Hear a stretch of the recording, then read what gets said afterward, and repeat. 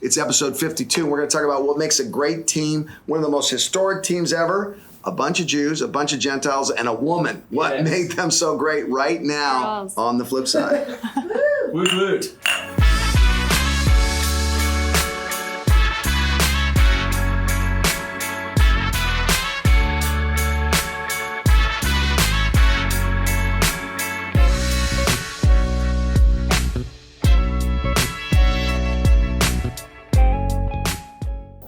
Welcome to the flip side, everyone. We are here with two of the smartest individuals in the entire Bayside universe. And I think we got a first-timer. We got a first-timer here. Introduce yourself to the people, my friend. Bayside Church. Hi, my name is Brannon Short. I am brand new to the Bayside team as of 12 days ago. Wow. So moving up from Los Angeles with my wife. I'm originally from North Carolina. Has it really been just 12 days? It's maybe. It feels like 14. You know what? Actually, if I retrace, I think it has been 14 days. Wow. So tell them about it. Let's do a little church drop and tell them about the church you're at before this church. So before I came to Bayside, I was a part of Saddleback Church down in Orange County and LA County in Southern California. Thank you, Rick. We love you. It's been a great addition to the team. And your wife, her name is? My wife's name is Casey. Casey is amazing. Not only is she beautiful, but she's super kind and compassionate. Is doing her PhD in clinical psychology. So, it's like a new Bayside thing that all the spouses have to have a PhD in psychology or counseling. Shout out to you, Stephanie Kane. Okay. Indeed. So, anyway, always she paved the way. There is. In every episode. I'm a big fan. I'm going to say How she can there kills. not be? She's a multi. Haley, what are we drinking? Well, in honor of our guests from SoCal, I went to SoCal last week because I also came from Saddleback Church and grabbed some Portola coffee. Thanks, Rick. So Portola is like the temple of down south. Yeah. And this is their alchemistic blend. It's one of my favorites. Sorry you got the least amount, but you're drinking some next episode. I'm sorry to make such a big deal of Brannon here, but that's my it's Allie Swaney, everyone. I'm ready for my It's one of our favorites on the flip side. The smartest human being as well. Oh my God. And freshly and newly back at Bayside after a maternity leave. Yes. How's that baby doing? She's great. She has a tooth. It just started today. Yeah. A tooth. Yeah. She's, I think, advanced. prodigious. Yeah. That's awesome. Yeah. So I expect that to keep going. Cool. Her development. Well, we're in Colossians chapter 4, and I love this part of Colossians chapter 4, and I've preached this passage and another similar one in Romans a lot. I'm just really attracted to the name-dropping list that Paul does at the end of his letter. So Paul starts off with the deepest of theology. You could start off, who is Christ, fully God, fully come to fully forgive sin. It's like you can't get more Trinitarian deep than Paul does in Colossians chapter 1. Then he gets to the end of it. Exactly. He gets to the end of it and goes, hey, how you doing? Say hi to this guy. So-and-so says hi. I like so-and-so's tennis shoes. Make sure so-and-so finishes his project. That's right. And people tend to think that is less theological than the beginning. And I think it is the proof that the beginning works. I think the proof that Paul's theology is right is the fact that he's got these incredible relationships. He has people that will spend time in prison with him voluntarily. Right. Totally. So what we're going to talk about today is all things team. How do you build a team? What happens that's good with teams? What happens that's bad with teams? We're going to start right here just to get some life experience. Tell me about the best team you were ever on and what made it such a great team. I'll go first. Sounds good. Mouth Awesome. started running.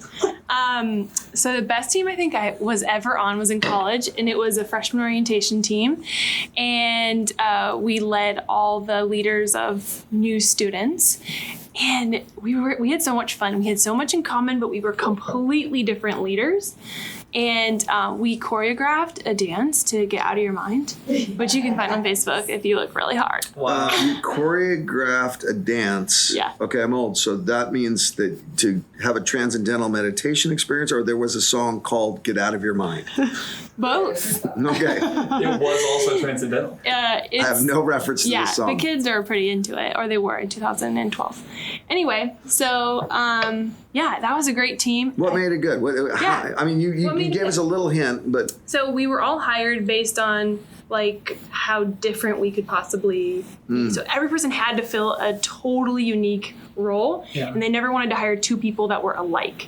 So we ended up all representing different parts of leadership, of culture, and I think it made a beautiful thing because we had to work together.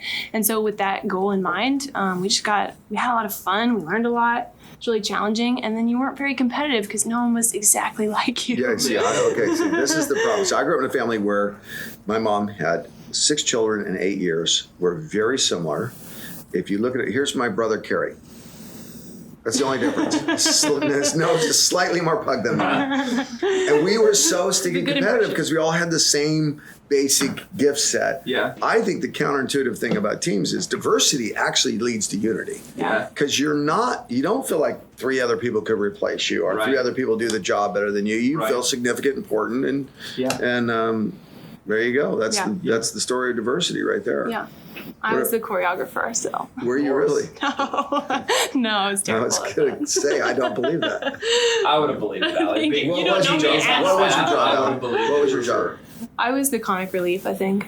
Okay, you do that well. Thank you so much. Yeah. Okay. My favorite Best team. Pressure. The best team I was ever on was also in college. So I took a baseball scholarship to college. Actually, my arm was the only thing that got me into college. So it was cool to be on that team. But as our years went on, coming in as a freshman, we were not very good. We were kind of all over the place. We had different ideas about the game. We were playing for ourselves, different people, just trying to individually perform. And by our senior year, we had actually seen a cool little revival moment break out on our team. People were meeting Jesus. We had a lot of chemistry going on. And even though we were not the most talented team in our conference, we won the first conference championship in school history. It was cool, this kind of common faith, common love that we had for one another actually allowed us to excel far beyond what our gift sets were. But back to diversity is like our diversity to what positions we played, but diversity of background and where we came from, and then how we unified as a team. You had that Remember the Titans moment. We did. So you know, remember they're fighting against each other. Yes. They're fighting against each other, and it's in the summer 2-a-days. That's right. And all of a sudden, 2 of them go, Yeah. we're going to put a higher cause to our relationship. The rest of the team follows, and Denzel Washington wins an Oscar. We had that, and Denzel Washington did actually win an Oscar at our college as well. No, but it was catalytic for us. They also do a choreographed dance. In that, They do a choreographed It was dance. it was actually called Out of Your Mind, a choreographed dance. To another song I don't have a memory of. But, okay, so... Yeah. Same song. It's okay. Okay, my best team ever was the team I led my first couple of years at the University of Pacific. And so I was on a team I really liked in Ellensburg as a student. I liked that team, but there was some clunkiness to it here and there, and I didn't have the right words for what was challenging, but we loved each other and we were effective. Just wasn't like 100% in sync. So then I went down to Cal State Stanislaus, and I was there for 2 years, and I brought a couple of those people. That was a pretty good team. Brought a couple of those people up to UOP, and I inherited a couple teammates, which never usually, you're told that doesn't ever work out. And all of a sudden, we clicked. We clicked. There was one guy that left in about 2 months in, and then we clicked. And I'm telling you what, I had 4 of those teammates in my backyard a couple of months ago, and it was like we'd never ever been apart. We just became lifelong friends. Our kids love their kids. And just like something happened where it went way beyond work to this thing of going, we're just brothers and sisters in Christ, and we're in this. And no one ever said, that's not my job. No one ever said, I'm working too hard. When things were at a problem, everyone said it all the time. Yeah. It was just great. We just laughed together and we loved each other. Well, while I was leading that team, I was like, oh, this team thing's easy. It's so wonderful leading with Christians. If you lead Christians, it's easy. Sure. And this is why every team will be my whole ministry. Right. And then 8 years later, I went and took another job. My mom got sick, and I went and the first week was filled with people telling me why they didn't think the church should hire me. Wow. And it got worse from there. Experience. And I went, this team thing is so stinking hard. And I'm personally horrible at it. And what I've just learned, sometimes team is really, really hard. And sometimes team is awesome. And there's little in between that. that when it works incredibly, and when it doesn't work, I say this about small groups all the time. There's 2 levels of small group: awkward and awesome. Mm-hmm. It's the same kind of thing with team. It's awkward and hard and funky, or man, this we are anticipating each other's moves. Yeah. So let me ask this question: best team. We're still on best team. What are some of the things? The coaches, the leaders, the university, what are some of the specific things they did that actually made that team work? And then I'm going to ask it about the Apostle Paul specifically. You want me to go first again? It's your turn. My turn to go first? Uh-huh. Yeah, for ours, it was the coaches. So we had coaches that were dedicated to things that were bigger than just baseball. So as a athlete in college, knowing that 2% or less, right, are ever going to play a day after their college career is over. Sure. It was cool to have coaches that, whether it be career advice or were even at times maybe even playing the role for as dad for kids on our team that didn't have dad, but set the culture of our team to, hey, there's so much more than this. There's so much more than baseball. So we need to learn how to do conflict management as a part of this team. We need to learn how to come together when there's difficulty and like overcome and see how much that we can handle and persevere through. So I think for us, the critical piece of that team, even outside the fact that we were seeing this cool little revival happening, right, was the fact that the team's culture was set by our coaches that were just like top A-tier leaders. So I was talking about it this weekend. A friend of mine named Ken, Livingstone's Foundation, if you ask him what his life priorities is, to be a witness to my employees, to be a witness to the business world, to unleash resources in the kingdom in that order. And he'd say, I only work 40 hours a week.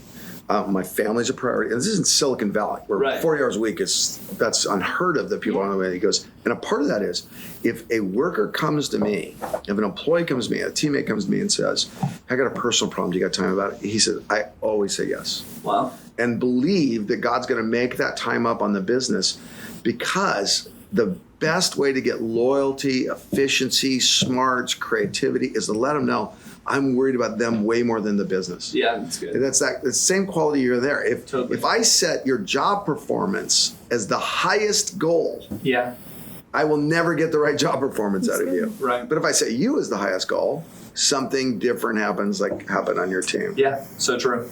Agree. It's really good.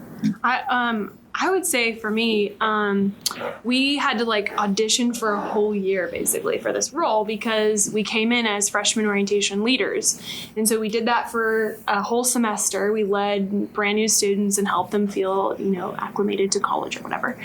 And then we would apply for this role, which would start the following year. So we had a whole semester at least to sort of expose our leadership potential and capability. And I think that then when it came time to interview, it wasn't like they were total strangers they poached out of anywhere. Yeah. There were people they already loved and trusted and had proof of. So you're saying the recruitment and the relationship before the team is formed, you can't just go, we're going to count on the odds of this team just forming. Yeah. You have to make intelligent decisions leading up to the forming of the team. Yeah. That's good. Yeah. I think, honestly, we had low risk that we didn't, have any lemons in the group because we already knew them all. And we had the testimony of all the leaders in their group who loved them, that they were going to be successful. So from a Christian point of view, part of this, like I'll have leaders all the time complain about this and that and da-da-da, and I'll go, who hired that stuff? Yeah. Who hired that stuff? Mm-hmm. And how did you hire them? And how did you set them up for success when you hire them? Because it's very easy to go, well, that teammate is underachieving. It's a lot harder to go, God, we did give them the right on-ramp. Did we put them in a position where they were never going to succeed at, and we just didn't do our work ahead of time to figure that out? And now we're blaming it on them. Right. So the verse that always convicts me a ton on this is, it says, Jesus spent a night in prayer. Then he picked the apostles. Mm-hmm. So Jesus is forming his team, to your point, and he's gone, I'm the Messiah.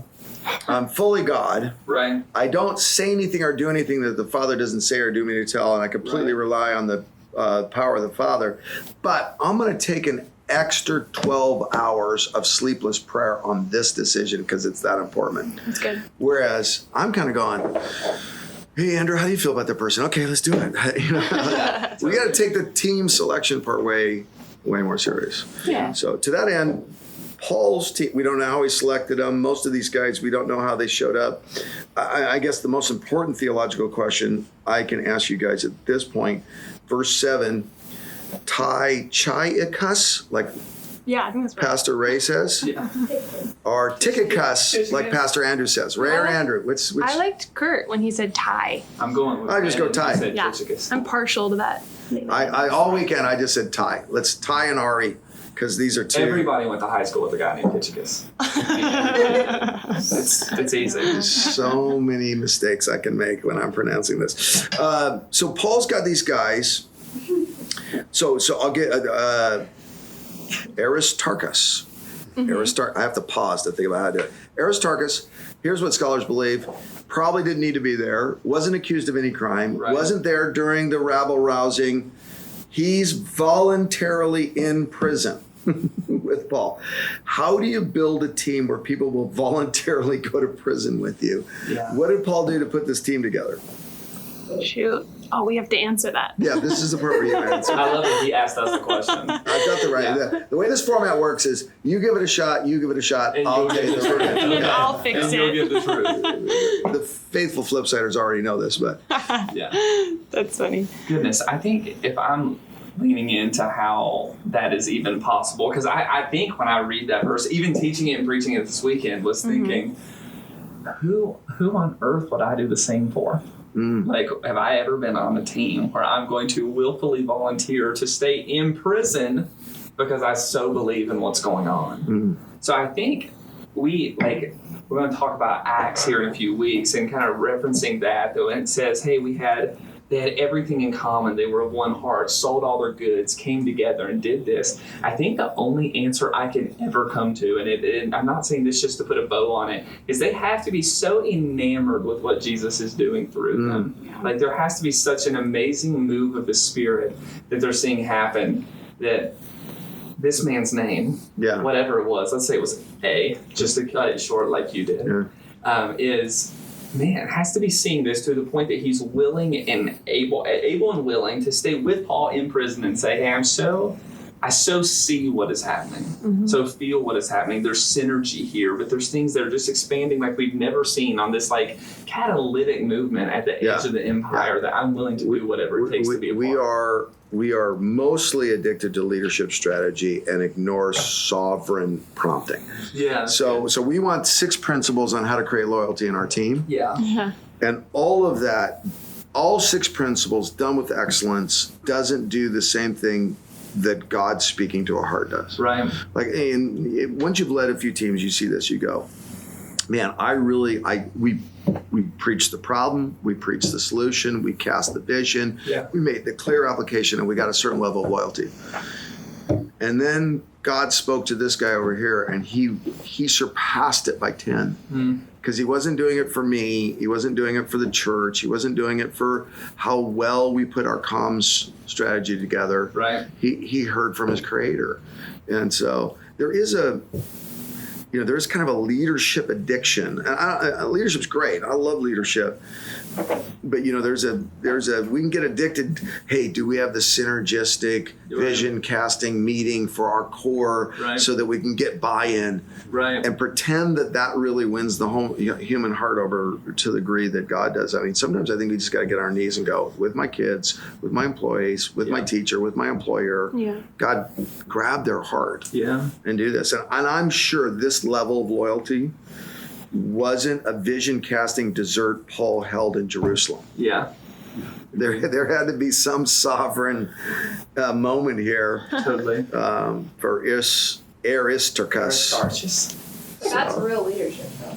Yeah. No, that is real leadership. Letting the Holy Spirit do the convincing. And it takes a level of humility. When you're saying, this is one of the themes of Paul's life. When I'm weak, I'm strong. God, you got to put this team together. I think that's one of the things that happened in that early team of mine is you didn't have to convince me at all at that season of my leadership that I didn't know what I was doing. I was desperate for God to put the right team together. I was not burdened by any ego of success.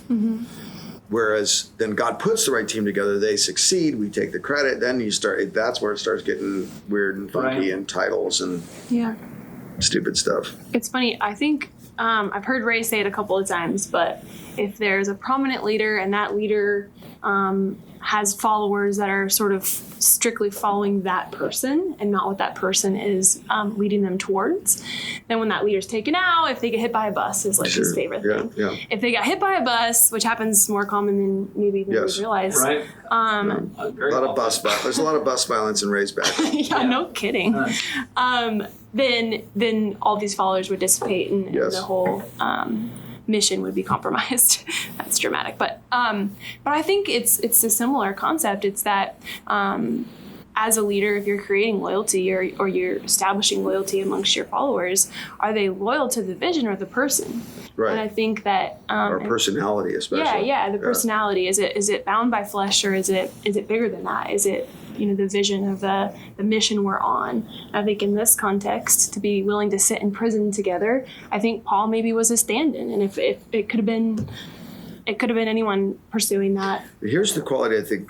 Paul has two qualities in here that are really rare in one leader, and I think they're very potent for this sort of thing. Is first of all, no one outserved Paul. Yeah. He's making tents. Totally. Right. He's getting bitten by snakes. Yeah. He's taking winter, dangerous trips on boats because he promised he would go visit these people. Right. And so no one is able to say, you're the apostle, you're more protected, you're safer, we understand that, you're more anointed. Paul is outworking, outserving, humbling all of them. Militarizing. And so, militarizing, thank you. So on one hand, it's the size of his service, but then it's also the size of his vision. Yeah. So I've met the leader who's out humbling everyone, but they're not charging and challenging and proclaiming and calling. So, and I've met the leader that's charging and proclaiming and challenging and calling. They're not stacking chairs anywhere. No. Yeah. And you put those two things together of like, my hands are more dirty than your hands, and my challenge to you is uncompromising. Totally.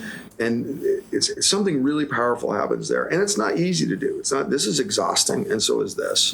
This is really easy to do in a celebrity culture of Christianity, Right. and not do this. And people actually, you try to do this and people try to stop you. Yeah. Don't do that, Pastor Curt. You work. I can't tell you how many people tell me, oh, you work so hard, you work so hard. Well, okay. You work all week and then you come to church. Right. I come to church as my work. Right. I don't, Punching the time clock. I think we could work a little harder as leaders to model that and still have the challenge. Yeah, I love what you said about outserving all of them, because when I read through the passage, thinking when Jesus talks about a friend who would be willing to give his life for his friend. Yeah. And though Paul, at this moment anyways, is not dead or is not dying, is in every other way modeling what it means to give his life for this. And is willing to serve at that level that he gives his life for the people that he's trying to reach, that he already has, for the health of the churches that he's established, and the furthering of the kingdom even from that point on. Yes. So I think when somebody sees him doing that, understands the vision, sees what all's going on, has had a genuine interaction with Christ, that the Spirit lives inside of them, the kind of, like, again, the catalytic, the fuel of doing the same thing is easier to catch on to when you see somebody genuinely giving their life for you or your friend. I think it's easier than for you to give your life for other people. Yeah. There's an authenticity in his tone too, and I know that's overused authenticity, but he's like, I'm signing this with my hand. Yes. And you read Corinthians. Paul is going, I hope I wasn't too harsh on you. I think I was. No, I wasn't. And you just feel his passion. Totally. And then you go, I promised to get you. I'm not there. I'm sending Timothy. Even in Colossians, he goes, okay, Onesimus and Tychicus. We're going to go with Ray. Tychicus. Ty and Omni are coming. And now here's the phrase that's key. They're going to tell you everything about what's going on. Yeah. And part of the leadership shortcut is I'm going to tell you as much as you need to know. I got another meeting. Yeah. Can you just do your job? Here's your parameters. Do you need to know everything? As opposed to the leader that goes, no, I want every team to know everything. Yeah. I want to over communicate. I care about you. I want you to feel what we feel. I want to know what you know. They gave me the report. I'm giving you the report. Yeah. And it was harder for Paul to do communication in the first century than it is us. Totally. And yet he's got this radical commitment to going, I'm over communicating. Right. So, okay, let's end on a positive note. What's the worst team you've ever been on and what made it horrible? Let's just leave the people with a feeling of, as bad as it is for you, it was worse for us at one point. It could actually get this bad. I'll start this time. We'll bring it down. You know what ruins a team? Favoritism. Favoritism ruins a team. Yeah. It's Joseph. And favoritism is an interesting thing because I don't think every teammate gets the equal response, but when there is clearly a favored group and an unfavored group, whereas a group that there's a little bit of cynicism and a little bit of coy and a little bit, there's two buses, you guys are in the second bus, we're in the first bus. There's no way you can get the best performance out of people. Significance. If I got the least apparent job, but man, I know the team believes in my significance. Yeah. Kill that job.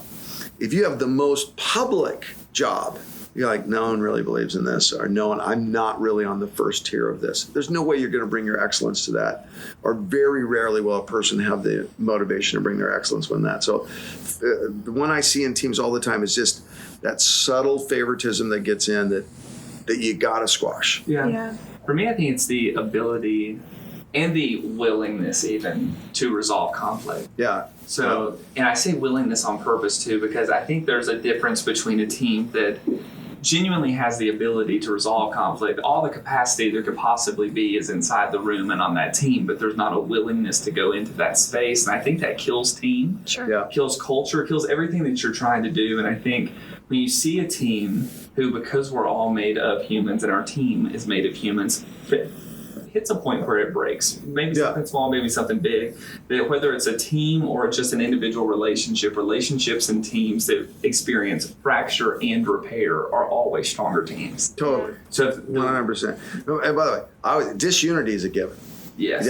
Don't respond to disunity. Prepare for it. It's coming. That's right. It's a given. I've said this probably to 100 marriages over the years.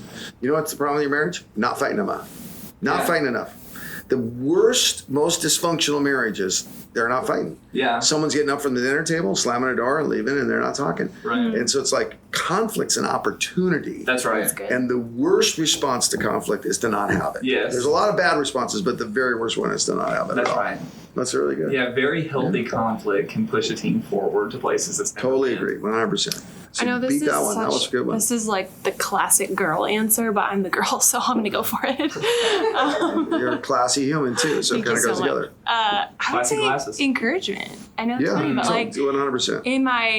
I played volleyball in high school, and like you knew the days when girls got in their head and they would just start playing horribly, like they'd switched dominant hands and they were like playing with their left hand, and you're like, wait, you're so much better than this, but they just it was such a mental thing. And I know guys don't deal with any mental issues in sports, but girls totally do. And and it was always like, hey, why don't we did these dumb cheers, and I was like, we're not cheerleaders, we're volleyball players, it's totally different.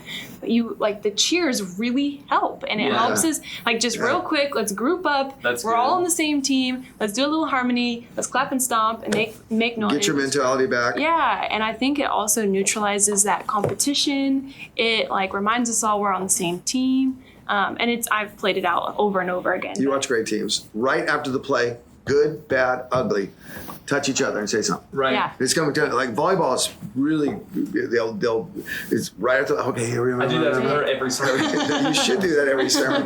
No, I need it. I need it. I sometimes go home and I tell my wife, what'd you think? And hold your real opinion for an hour. That's right. Give me all the good things first. Thank There's you. even a guy No, but there is, at the end I do. encouraging.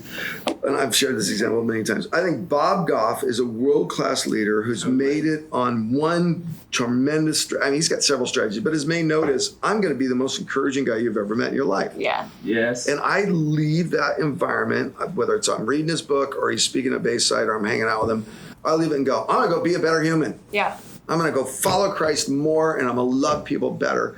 And it's encouragement. It's really simple. Honor is a gift easy to give, and we withhold it for those who deserve it, and that's a mistake.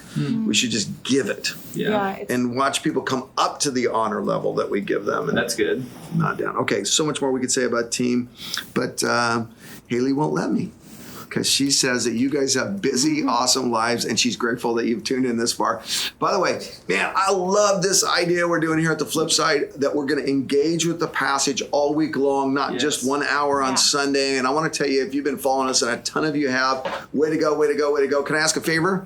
You know what I'm going to say. Share it, like it, subscribe. Really do. Take 1 minute right now and let someone else know about the Flip Side.